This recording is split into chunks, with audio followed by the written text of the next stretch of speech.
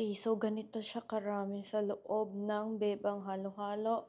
Let's see what is in the inside. There's some Rice Krispies.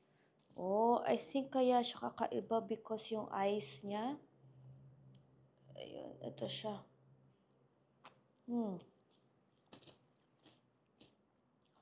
Wow, that's crispy. Wow, that's good. The ice talagang nagbe-blend.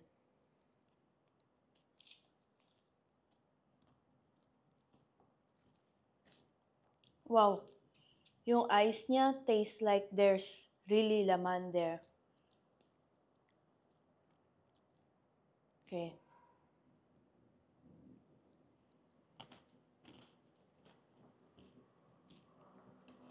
Let's see sa ilalim kung ano yung laman niya.